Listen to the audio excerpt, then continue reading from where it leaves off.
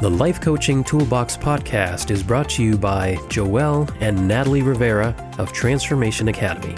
In this episode, Joeel talks about how cognitive dissonance keeps you stuck in your old story.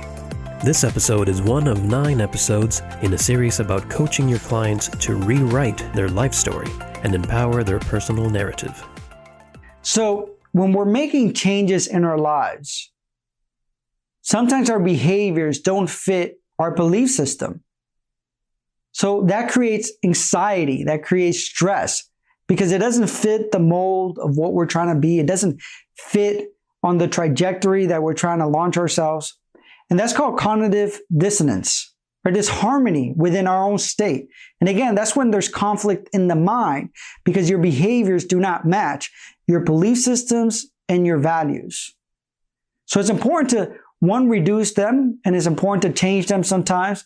And it's important to recognize when they're there because they're a red flag that lets us know also maybe what we want, we're not behaving in a way that's going to help create that in our lives. So I'm going to give you 3 ways to reduce cognitive dissonance. First is altering the importance or value of the conflicting belief system. So for example, it's about procrastinating in your dreams. So you might say, well, I'm truly happy, and that's what truly matters. Or I have a good family, and that's really the priority. So the problem sometimes is that, for example, you, instead of taking the steps to get to where you want to get to, you find excuses for it to make yourself not feel that anxiety or that stress, or make you question yourself, or make you feel bad about yourself. But again, some of those red flags are good because they tell you, no, I need to change some of this behavior. It's not serving me. So again, that's the first one. So altering your belief systems or the importance of values that you put into something else. The second one is emphasizing a new belief that supports your behavior. So what does that look like, again, when it comes to procrastinating in your dreams? So you can tell yourself, well, everybody procrastinates. I'm tired. I need to take a break.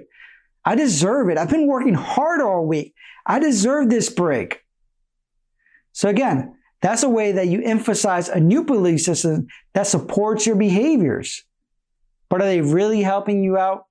And it might make you feel good at the moment because you might not feel bad, but it's not really serving you long term.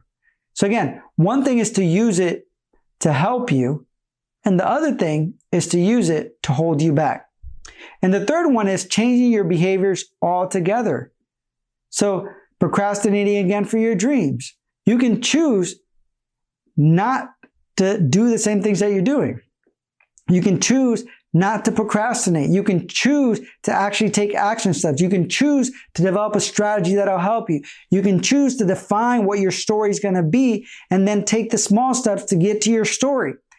So what I'm trying to point out is that when you start feeling stressed, when we start feeling anxious, is that we're creatures of habit and we want to hold on to that belief system. We want to hold on to our old story. So that's normal. Embrace it. But when you start feeling like you're actually creating a new belief system to support your behavior, or you're altering your values or whatever it is by telling yourself, well, I'm just tired. I deserve it. It's been working a lot. Or I'm just truly happy. I'm just looking in the wrong place because even if I change that, I'm not really going to be happy. But it might produce happiness, but you have to be willing to take the steps to be able to do that. So the reason, again, I bring it up just to tell you that it's normal. When you're creating the new story and it doesn't feel right because you're changing your belief systems, you're changing your reality, it's okay. It's part of the process. Just do it anyways. Take that next step. Develop the strategies.